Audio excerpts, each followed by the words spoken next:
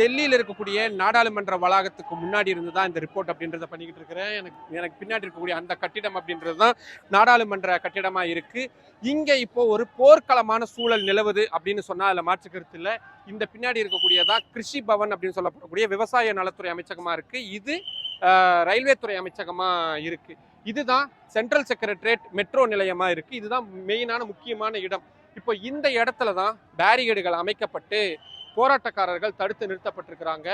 ஏராளமான எண்ணிக்கையில போராட்டக்காரர்கள் குவிஞ்சுக்கிட்டே இருக்காங்க. ஒரு 10-15 நிமிடத்துக்கு முன்னாடி தான் கண்ணீர் புகை குண்டுகள்லாம் வீசப்பட்டு இருக்கிறவங்க எல்லாம் அனுப்பி விட்டாங்க. ஆனா உடனே ஒரு 10-15 நிமிடத்துக்குள்ளாகவே திரும்பி இவங்கெல்லாம் எங்கிருந்து வந்தாங்கன்னு தெரியல, எல்லாருமே இங்க நேர்ல வந்து குமிஞ்சிருக்கிறாங்க. துப்பாக்கி ஏந்திய துணை ராணுவ படையினர் குவிக்கப்பட்டிருக்கிறாங்க.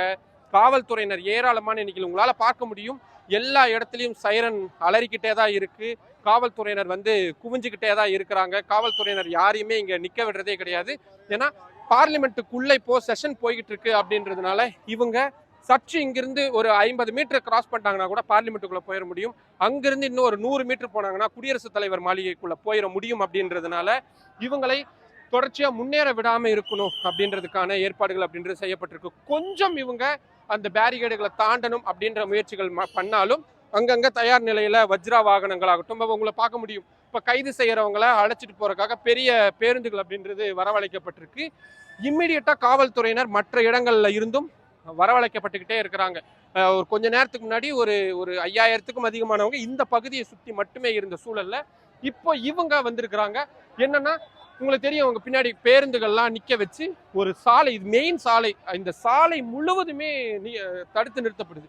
ஆனா இவங்க எங்க இருந்து வராங்க, எப்படி வராங்கன்ற எதுவுமே தெரியல. ஆனா சரியா பார்லிமெண்ட், ஏன்னா இவங்களோட இந்த போராட்டத்துக்கான அடிப்படை பெயரா வச்சிருக்கிறதே வந்து சன்செட் சலோ, நாடாளுமன்றத்தை முற்றுகிடுவோம், நாடாளுமன்றத்தை நோக்கி போவோம் அப்படின்றதான் இவங்களுடைய முக்கியமான வாதங்களா இருக்கு. அதை நோக்கி தான் இவங்க முன்னேறணும் அப்படின்றதுக்கான அத்தனை வேலைகளும் இருக்காங்க. இன்னொரு பக்கம் பேச்சுவார்த்தைகளுக்கான முயற்சிகள் அப்படின்றது நடந்துட்டு இருக்கு. இன்னொரு பக்கம் மத்திய கல்வித்துறை அமைச்சர் தர்மேந்திர பிரதான், அதே மாதிரி மத்திய உள்துறை அமைச்சர் அமித்ஷா, அவங்க 2 பேரும் பேசிக்கிட்டு இருக்காங்க. பிரைம் மினிஸ்டர் நரேந்திர மோடி இந்த அத்தனை சிச்சுவேஷனையும் கண்காணிச்சுக்கிட்டு இருக்கிறாரு. எதிர்கட்சிகள் போராட்ட களங்களுக்கு உள்ள வந்து அவங்களும் தொடர்ச்சியா அரெஸ்ட் ஆகிட்டே இருக்கிறாங்க. ஒட்டு மொத்தத்துல நாடாளுமன்றம் நடந்துகிட்டு இருக்கக்கூடிய இந்த சூழல்ல ஒரு அன்ரெஸ்ட் சிச்சுவேஷன் அப்படின்றது தான் இப்போ டெல்லியில நிலவிக்கிட்டு இருக்கு.